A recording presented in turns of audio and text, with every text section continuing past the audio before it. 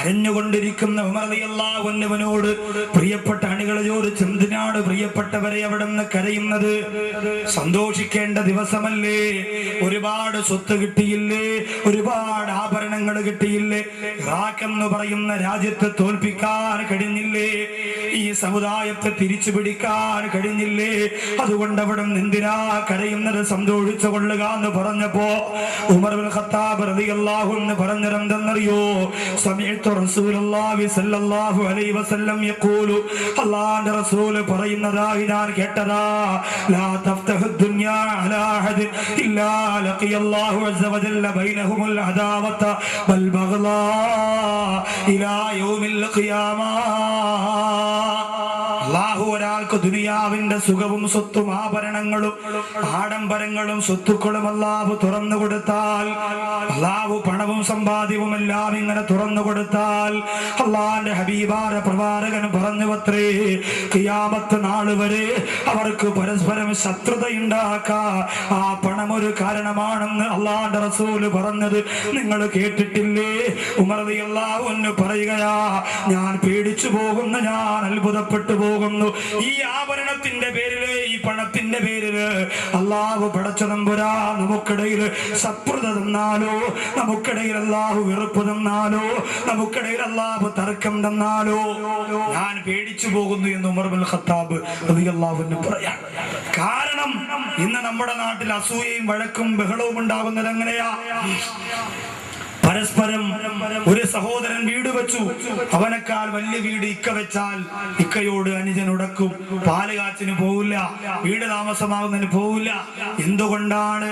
പണം അധികരിച്ചതുകൊണ്ട്, സ്വത്ത് അധികരിച്ചതുകൊണ്ട്, സ്വത്ത് വകകൾ അധികമായതുകൊണ്ട്. പ്രിയമുള്ള സഹോദര, അവനെ കൊണ്ടൊരിക്കലും സാധിക്കൂല.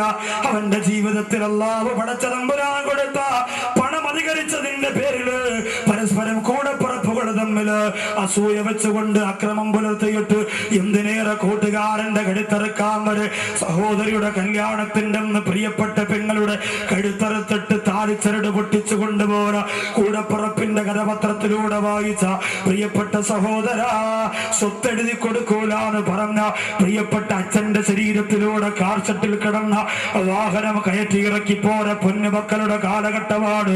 അതുകൊണ്ട് സൂക്ഷിക്കണേ. ഇന്നലെ കൊല്ലു ഉമ്മത്തിന് ഫിത്ന വഫിത്നതു ഉമ്മത്തി അൽമാൽ. എല്ലാ സമുദായത്തിനും അല്ലാഹു ഫിത്ന കൊടുത്തിട്ടുണ്ട്, പരീക്ഷണം കൊടുത്തിട്ടുണ്ട്. എന്ത് സമുദായത്തിന് അല്ലാഹു കൊടുത്ത പരീക്ഷണം അത് സമ്പത്താണെന്ന് നബിയുനാ മുഹമ്മദ് മുസ്തഫ സല്ലല്ലാഹു അലൈഹി വസല്ലമ തങ്ങൾ പരിചയപ്പെടുത്തുമ്പോ എന്റെ പ്രിയമുള്ള സഹോദര, ഉമർ ഇബ്നുൽ ഖത്താബ് റളിയല്ലാഹു അൻഹു മുമ്പ് ഭാര്യക്കൂട്ടി വെച്ചിരിക്കുന്ന അനേകായിരം സമ്പത്ത് കൊണ്ടുകൊണ്ട്, ആഭരണം കണ്ടുകൊണ്ട് കണ്ണുനീരോടെ പറയുന്ന സഹാബ, ഈ സമ്പത്ത് നോക്കിയിട്ടാണ് അല്ലാഹുവിന്റെ റസൂൽ പറഞ്ഞത്, നിങ്ങൾക്ക് ഇടയിൽ പരസ്പരം തർക്കമുണ്ടാക്കാൻ, പരസ്പരം ലഹളയുണ്ടാക്കാൻ, പരസ്പരം കോപമുണ്ടാക്കാൻ, പരസ്പരം അടിയുണ്ടാക്കാൻ, പരസ്പരം ബഹളമുണ്ടാക്കാൻ ഓ സമ്പത്തൊരു കാരണമാകുന്നു എന്ന് അല്ലാഹുവിന്റെ റസൂൽ പറഞ്ഞത് ഓർത്തുകൊണ്ട് ഉമർ ഇബ്നുൽ ഖത്താബ് റളിയല്ലാഹു അൻഹു പൊട്ടിക്കരഞ്ഞു പോരെങ്കിലും എന്റെ പ്രിയമുള്ളവരെ, ഹറാമായ രീതിയിലൂടെയുള്ള പണം സമ്പാദിച്ചാൽ അത് മനുഷ്യനെ നശിപ്പിക്കുമെന്നതിൽ യാതൊരുവിധ സംശയവുമില്ല. അല്ലാഹുവിന്റെ റസൂൽ പറയുന്നു, മനിസ്തറ സൗബം ബി അശറത്തി ദറാഹിമ. ഒരാൾ ഒരു വസ്തു വാങ്ങിച്ചു, ഒരു വസ്ത്രം വാങ്ങിച്ചു, ബി അശറത്തി ദറാഹിമ, 10 ദിർഹമിന് പകരമായി. ഒരു ഷാള് വാങ്ങി, ഒരു ഷർട്ട് വാങ്ങി, ഒരു മുണ്ട് വാങ്ങി, പെരുന്നാളിന് ഇടാൻ വേണ്ടി കടയിൽ പോയി വാങ്ങിയതാ. അല്ലാഹുവിന്റെ റസൂൽ പറയുന്നു, വഫീ ദിർഹമുൻ ഹറാം, അതിൽ 1 ദിർഹം ഹറാമാണ്. 50 രൂപയ്ക്ക് വാങ്ങിയ സാധനം, 500 രൂപയ്ക്ക് വാങ്ങിയ സാധനം, 100 രൂപ ഹറാമാണ്. 400 രൂപ അവൻ ഹലാലായി കച്ചവടമുണ്ടാക്കിയതാ. പക്ഷെ 100 രൂപ ഒരു സഹോദരന്റെ വഞ്ചിച്ച് കച്ചവടം ചെയ്തുണ്ടാക്കിയതാ. ഈ 500 രൂപയ്ക്ക് അവൻ ഡ്രസ്സ് വാങ്ങി ധരിച്ചുകൊണ്ട് പെരുന്നാൾ നിസ്കാരത്തിന് പള്ളി വന്നു. വെള്ളിയാഴ്ച പള്ളി വന്ന് നിസ്കരിക്കാൻ വേണ്ടി വന്നു നിന്നാൽ അല്ലാഹുവിന്റെ റസൂൽ പറയുകയാണ്, ലം യഖ്ബലുല്ലാഹു ലഹു സ്വലാത്ത. ആ വസ്ത്രം ധരിച്ചുകൊണ്ടവൻ നിസ്കരിക്കുന്ന ഒരു നിസ്കാരം പോലും അല്ലാഹു സ്വീകരിക്കൂല.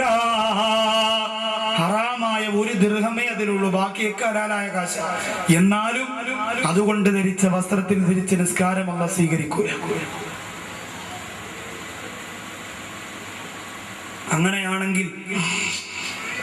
അങ്ങനെയാണെങ്കിൽ പ്രിയപ്പെട്ടവരെ, പർദ്ദ വാങ്ങുന്നു.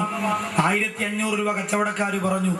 നിങ്ങൾ പോയിട്ട് വില പറഞ്ഞ് 1900 രൂപയ്ക്ക് വാങ്ങി വരുമ്പോ കച്ചവടക്കാരൻ പറഞ്ഞു, നീ ഒന്നും ഗുണം പിടിക്കൂലടാ, എന്നിട്ട് പൊതിഞ്ഞു തരികയാണ്. ആ വസ്ത്രം നമുക്ക് ഹലാലല്ല. ആ വസ്ത്രം ധരിച്ചുകൊണ്ട് നിസ്കരിച്ചാൽ ആ നിസ്കാരം അല്ലാഹു സ്വീകരിക്കുകയില്ല. അതുകൊണ്ട് എളുപ്പമാണ് ഹറാമായ പണമുണ്ടാക്കാ. പക്ഷെ ഹറാമായ പണം കൊണ്ട് എന്റെ പ്രിയമുള്ളവരെ ഒരു അമലും അല്ലാഹു സ്വീകരിക്കൂല. സർവ്വവിധമായ ഇബാദത്തുകളും പൊളിഞ്ഞു പോകും. അല്ലാഹു കാത്തുരക്ഷിക്കട്ടെ. ബഹുമാനപ്പെട്ട സഅദ് റളിയല്ലാഹു അൻഹു പ്രവാചകന്റെ മുമ്പ് വന്നുകൊണ്ട് പറഞ്ഞു, യാ റസൂലല്ലാഹ് ഉദുല്ലാഹ യജഅലനി മുസ്തജാബ ദഅവാത്. ദുആ സ്വീകരിക്കപ്പെടുന്ന ഒരാളായി എനിക്ക് മാറണം. അതിനുവേണ്ടി അല്ലാഹുവിന്റെ റസൂൽ അവിടുന്ന് ദുആ ചെയ്യാം. എപ്പോഴും ദുആ ചെയ്താലും ആ ദുആ അല്ലാഹ് സ്വീകരിക്കണം. അങ്ങനെയുള്ള ഒരാളാവാൻ വേണ്ടി നബി അവിടുന്ന് ദുആ ചെയ്യണം. എന്തിനാ അങ്ങനെ പറഞ്ഞത്? ദുആ സ്വീകരിക്കുന്ന ആളാണ് ഞാനെന്ന് പറഞ്ഞുകൊണ്ട് പിറ്റേന്ന് ജനങ്ങളുടെ ഇടയിൽ അറിയപ്പെട്ട ആളാവാനല്ല. സഅദ് റളിയല്ലാഹു അൻഹുവിനോട് അല്ലാഹുവിനോട് ചോദിക്കാൻ ഒരുപാട് കാര്യങ്ങളുണ്ട്. അതുകൊണ്ട് കണ്ണുനീരോടെ പ്രവാചകനോട് പറഞ്ഞു, അയ്യജഅലനി മുസ്തജാബ ദഅവാത്. അല്ലാഹു ദുആ സ്വീകരിക്കപ്പെടുന്ന ആളായി മാറാൻ അവിടുന്ന് എനിക്ക് വേണ്ടി ദുആ ചെയ്യണമെന്ന് പറഞ്ഞപ്പോ അല്ലാഹുവിന്റെ റസൂൽ പറഞ്ഞ ഒരേ ഒരു നിബന്ധന എന്തെന്നറിയോ?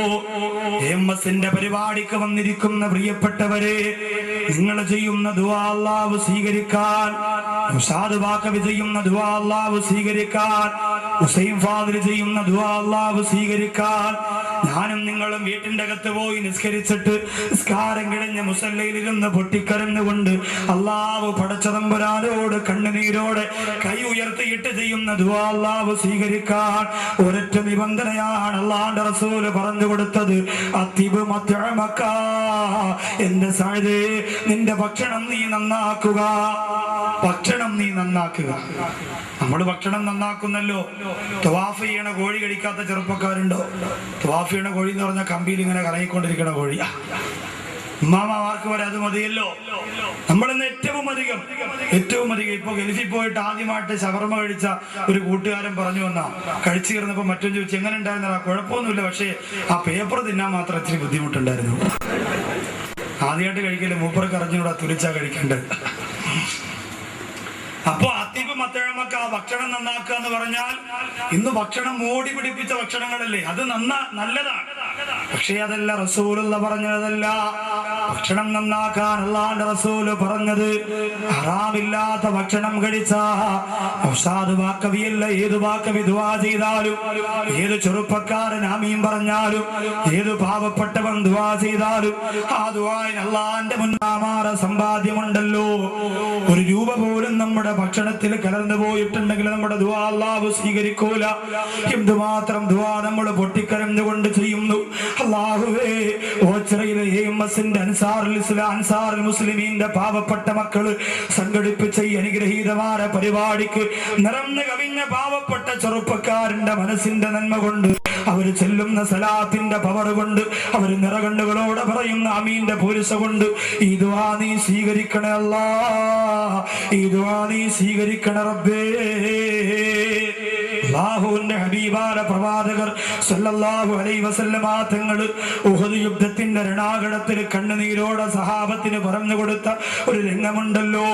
ബഹുമാനപ്പെട്ട മുസ്അബ് ബിൻ ഉമൈർ റളിയല്ലാഹു അൻഹു, എനിക്ക് അല്ലാഹു പണം തന്നതുപോലെയല്ല, ഓച്ചിറയിലുള്ള നിങ്ങൾക്ക് അല്ലാഹു പണം തന്നതുപോലെയല്ല, ഒരുപാട് സമ്പാദ്യം അല്ലാഹു കൊടുത്തുപോയ മഹാനാണ്. ഏറ്റവും വില കൂടിയ വസ്ത്രമാണ് മുസ്അബ് ധരിച്ചിരുന്നത്. ഏറ്റവും വിലപിടിപ്പുള്ള സുഗന്ധമാണ് മുസ്അബ് പൂശിയിരുന്നത്. ഏറ്റവും സുഭിക്ഷമായ ഭക്ഷണമാണ് മുസ്അബ് കഴിച്ചിരുന്നത്. ആ ബഹുമാനപ്പെട്ട മുസ്അബ് ബിൻ ഉമൈർ റളിയല്ലാഹു അൻഹു ഉഹദ് യുദ്ധത്തിന്റെ രണാകണത്തിൽ ശരീരത്തിന്റെ ഓരോ ഭാഗങ്ങൾ ഛിന്ന ഭിന്നമായി ചിതറിക്കിടക്കുമ്പോ ലോകത്തിന്റെ നായകൻ മണിദീപം നബി മുഹമ്മദ് മുസ്തഫ സല്ലല്ലാഹു അലൈഹി വസല്ലമ തങ്ങൾ മുസ്അബ് മുസ്അബ് ഇബ്നു ഉമൈർ റളിയല്ലാഹു അൻഹുവിന്റെ ശരീരം നോക്കിയിട്ട് പറഞ്ഞ വാക്ക്, അൻസാർ മുസ്ലിമീന്റെ പരിപാടിക്ക് വന്ന പാവപ്പെട്ട പോക്കറ്റിന്റെ അകത്ത് 1000 നോട്ടിരിക്കുന്ന ചെറുപ്പക്കാര് പഠിക്കണേ, വില കൂടിയ വാഹനത്തിന്റെ അകത്ത് സഞ്ചരിക്കാൻ അല്ലാഹു ഭാഗ്യം തന്ന ഈ നാട്ടിലുള്ള ചെറുപ്പക്കാര് പഠിക്കണേ, വീട്ടിന്റെ അകത്ത് സുഭിക്ഷമായ ഭക്ഷണം ഒരുക്കിയിട്ട് കാത്തിരിക്കുന്ന ഭാര്യയെ തന്ന എന്റെ പ്രിയപ്പെട്ട സഹോദരങ്ങൾ പഠിക്കണേ. അല്ലാഹുവിന്റെ റസൂൽ യുദ്ധത്തിന്റെ രണാകണത്തിൽ രക്തത്തിൽ കുളിച്ച് ചിതറിക്കിടക്കുന്ന മുസ്അബ് ഇബ്നു ഉമൈർ റളിയല്ലാഹു അൻഹുവിന്റെ ശരീരം നോക്കിയിട്ട് കണ്ണുനീരോടെ പറയുകയാ, ലഖദ് റഅയ്തു ബിമക്ക, മുസ്അബേ നിന്നെ ഞാൻ മക്കയിൽ വെച്ച് കണ്ടിട്ടുണ്ടല്ലോ. അല്ലാഹുവിന്റെ റസൂൽ പറയുന്നതെന്താ, വമാ ബിഹാ അറഖുല്ലാ, നീ ധരിക്കുന്ന പോലെ മിനുസമുള്ള വസ്ത്രം ധരിച്ച ഒരാളെ പോലും ഞാൻ കണ്ടിട്ടില്ല മുസ്അബേ. അല്ലാഹുവിന്റെ റസൂലാ പറയുന്നത്, മുസ്അബേ നീ ധരിച്ചതുപോലെ തിളങ്ങുന്ന വസ്ത്രം ധരിച്ച ഒരാളെയും ഞാൻ മക്കയിൽ കണ്ടിട്ടില്ല. വലാ അഹ്സനു ലിംബത്തൻ മിൻക, നിന്നെക്കാളും നല്ല ഭംഗിയുള്ള മുടിയുടെ കൊഴുപ്പുള്ള ഒരാളെയും ഞാൻ കണ്ടിട്ടില്ല. ഏറ്റവും നല്ല ഭക്ഷണം കഴിച്ച നിന്നെ പോലെ ഒരാളെ കണ്ടിട്ടില്ല മുസ്അബേ. നിന്നെ പോലെ വസ്ത്രം ധരിച്ച ഒരാളെ കണ്ടിട്ടില്ല മുസ്അബേ. നിന്നെ പോലെ ഭംഗിയുണ്ടായിരുന്ന ഒരാളെ കണ്ടിട്ടില്ല മുസ്അബേ. എന്നിട്ട് അല്ലാഹുവിന്റെ റസൂൽ പറയുന്നു, ആ മുസ്അബായ നീയാണോ ഇന്ന് തുന്നിപ്പിടിപ്പിക്കപ്പെട്ട വസ്ത്രം ധരിച്ചുകൊണ്ട് ഇസ്ലാമിന് വേണ്ടി പട്ടിണി കിടന്നുകൊണ്ട് ഉഹദ് യുദ്ധത്തിന്റെ രണാകണത്തിൽ അല്ലാഹുവിന്റെ ദീനിന് വേണ്ടി ശരീരം കൊടുത്തത് മുസ്അബേ. ഏറ്റവും വില കൂടിയ വസ്ത്രം ധരിച്ച മുസ്അബേ, ഏറ്റവും വില കൂടിയ ഭക്ഷണം കഴിച്ച മുസ്അബേ, ഏറ്റവും വില കൂടിയ സുഗന്ധം പുരട്ടിയ മുസ്അബേ, മുടി ജട പിടിച്ചതുപോലെ തുന്നിപ്പിടിപ്പിക്കപ്പെട്ട വസ്ത്രവും ധരിച്ചുകൊണ്ട് അല്ലാഹു പടച്ചതമ്പുരാന് വേണ്ടി ഉഹദ് യുദ്ധത്തിന്റെ രണാകണത്തിൽ ശരീരങ്ങളെ കഷ്ടിക്കപ്പെട്ട ആ മുസ്അബാണോ നീ എന്ന് ചോദിച്ചുകൊണ്ട് ലോകത്തിന്റെ മാണിക്യമുത്ത് പൊട്ടിക്കരഞ്ഞു പോയെന്ന് ചരിത്രം പറയുമ്പോ, അല്ലാഹു പണം തന്നത് മനഃപൂർവ്വമാണ് ഓച്ചിറയിലുള്ള എന്റെ പ്രിയപ്പെട്ട സഹോദരാ, അറിയാതെ തന്നുപോയതല്ല. നിനക്ക് അല്ലാഹു പണം തന്നത് മനഃപൂർവ്വമാണ്. നിനക്ക് അല്ലാഹു 10,000 തന്നത്, 10 ലക്ഷം തന്നത്, നിന്റെ ഭാര്യക്ക് കഴുത്തിലും കൈകാലുകളിലും അല്ലാഹു ലക്ഷക്കണക്കായി രൂപയുടെ ആഭരണം തന്നത് അല്ലാഹു പടച്ചതമ്പുരാ മനഃപൂർവ്വം തന്നതാ. എന്തിനെന്നറിയുമോ? നീ അതെങ്ങനെ ചിലവഴിക്കുന്നു, നീ അതെങ്ങനെ സ്വീകരിക്കുന്നു എന്ന് അറിയാൻ വേണ്ടിയിട്ടാണ്. ചില ആൾക്കാർ പറയും, ഉസ്താദേ നമ്മൾ ഹറാമിലൂടെയാണ് സമ്പാദിക്കുന്നതെങ്കിലും കുറെയൊക്കെ നമ്മൾ സ്വതക്ക ചെയ്യുന്നുണ്ട്. ഞാനിപ്പോ നിങ്ങൾക്കറിയാലോ, നിങ്ങൾ കഴിഞ്ഞ വർഷം അവിടെ കരുനാഗപ്പള്ളി പ്രസംഗിക്കാൻ വന്നപ്പോ 10,000 രൂപ ഞാനാ കൊടുത്തത്. പക്ഷെ ഞാൻ അവിടുത്തെ പലിശക്കാരനാണ്, എനിക്കതിൽ നിന്ന് ഒഴിവാകാൻ പറ്റൂല ഉസ്താദേ. അതുകൊണ്ട് യത്തീംഖാനയ്ക്ക് 10,000 രൂപ കൊടുത്തത് കൊണ്ട് അല്ല എനിക്ക് പുറത്തു തരൂലേ എന്ന് സമാധാനിക്കുന്ന ചില സഹോദരങ്ങൾ, ഭാര്യമാര് പോലും ഗൾഫിൽ കഴിയുന്ന ഭർത്താക്കന്മാരോട് പറയൂലേ, ഏതെങ്കിലും ഒരു അറബിയെ കൊണ്ട് യത്തീംഖാനാക്കിയിട്ട് ഉള്ളതെല്ലാം അവിടെ ഭാര്യ എടുത്തുകൊണ്ട് വരിയും വെച്ചാ നമുക്ക് പള്ളി ദുആ ചെയ്യാൻ പൈസ കൊടുത്ത് കരഞ്ഞുകൊണ്ട് ഖത്തീബ് ദുആ ചെയ്യുമ്പോൾ അതൊക്കെ അല്ല പുറത്തു തരും എന്ന് പറഞ്ഞുകൊണ്ട് ഭൗതികതയോട് താല്പര്യമുള്ള ചില സഹോദരിമാര് പറയുമ്പോ, വിദേശ രാജ്യത്ത് കിടന്ന് കഷ്ടപ്പെടുന്ന പാവപ്പെട്ട ഗൾഫുകാര് അതുപോലെ ഹറാമ് ചെയ്തുകൊണ്ടല്ല പുറത്തു തരുമെന്ന് ചിന്തിച്ച അല്ലാഹുവിന്റെ റസൂൽ പറയുകയാ, പാപത്തിലൂടെ ആരെങ്കിലും പണമുണ്ടാക്കിയ, പലിശയിലൂടെ, ഹറാമിലൂടെ, വഞ്ചനയിലൂടെ, ചതിയിലൂടെ, കള്ളത്തിലൂടെ, മോഷണത്തിലൂടെ, അക്രമത്തിലൂടെ, അനാചാരത്തിലൂടെ ആരെങ്കിലും പണമുണ്ടാക്കിയ ആ പണം കൊണ്ടവൻ കുടുംബബന്ധം ചേർക്കുകയാണ്. ആ പണം ഉണ്ടാക്കിയിട്ട് വിദേശ രാജ്യത്ത് പോയി ഒരുപാട് പേരെ പറ്റിച്ച് വഞ്ചിച്ചും തട്ടിച്ചും പണം ഉണ്ടാക്കി എന്നിട്ട് നാട്ടിൽ വന്നിട്ട് പിണങ്ങിയിരിക്കുന്ന സഹോദരിക്ക് 10,000 രൂപ. ആ സഹോദരി പറയും, എന്റെ ഇക്ക ഗൾഫിൽ പോയത് കൊണ്ടാണ് ഞാൻ രക്ഷപ്പെട്ടത്, അള്ളാഹു ഇനിയും സമ്പത്ത് കൊടുക്കട്ടെ. വീണ്ടും പോകും മോട്ടിക്കും, വീണ്ടും കൊണ്ടുവരും, ഇവർക്ക് കൊടുക്കും, വീണ്ടും പോകും മോട്ടിക്കും, കൊണ്ടുവരും, കൊടുക്കും. ഇങ്ങനെ കൊടുത്തുകൊണ്ടിരിക്കുന്നവർ നമ്മുടെ മനസ്സറിയുന്ന പ്രവാചകർ അല്ലാഹുവിന്റെ റസൂൽ പറയുകയാ, ഒന്നെങ്കിൽ കുടുംബബന്ധം ചേർത്തു, അല്ലെങ്കിൽ പാവപ്പെട്ടവർക്ക് സ്വതക്ക കൊടുത്തു, അല്ലെങ്കിൽ അല്ലാഹുവിന്റെ ദീനിന് വേണ്ടി സ്വതക്ക ചെയ്തു, ഇല്ലെങ്കിൽ അല്ലാഹുവിന്റെ ദീനിന് വേണ്ടി സ്വതക്ക ചെയ്തു. അല്ലാഹുവിന്റെ റസൂൽ പറയുന്ന ജുമിഅ ദാലിക കുല്ലുഹു ജമിയാ, അതെല്ലാം അല്ലാഹു ഒരുമിച്ച് കൂട്ടിയിട്ട് ഫഖുദിഫ ബിഹി ജഹന്നമ, നരകത്തിലേക്ക് അവനെ തലകീഴായി വലിച്ചെറിയപ്പെടുമെന്ന് നബി മുഹമ്മദ് മുസ്തഫ. ഹറാമായ പണമുണ്ട്, തീങ്ങാനൊക്കെ ഞാൻ കൊടുത്തു, പാവപ്പെട്ടവർക്ക് കൊടുത്തു എന്ന് പറയുമ്പോ അള്ളാഹു ഹറാമായ പണത്തിന് എനിക്ക് വിട്ടുവീഴ്ച തരുമെന്ന് ചിന്തിക്കുന്ന സമ്പന്നവർഗമുണ്ടെങ്കിൽ പഠിച്ചോ, അള്ളാഹുവിന്റെ റസൂല് പറയുന്നു ഖുദിഫ ബിഹി ജഹന്നം, അവൻ അള്ളാഹു നരകം ഒരല്പവും കുറച്ചു കൊടുക്കൂല, കാര്യമായിട്ട് തന്നെ നരകം കൊടുക്കും. ഇനി എങ്ങനെ ചെലവഴിക്കണം സമ്പത്ത്? പണമുണ്ടാക്കിയാ മാത്രം പോരല്ലോ, എങ്ങനെയാ പണം ചെലവഴിക്കേണ്ടത്? ചോദിക്കുന്നതിനൊക്കെ വാരി വലിച്ചു കൊടുക്കാനും പാടില്ല. അർഹതപ്പെട്ടതിന് കാര്യമായതിന് ആവശ്യമുള്ളതുപോലെ പണം ചെലവഴിക്കാനുള്ള ഒരു മനസ്സിന്റെ പ്രിയപ്പെട്ടവരെ നമുക്കുണ്ടാവണം. അല്ലാഹു തൗഫീഖ് തരട്ടെ.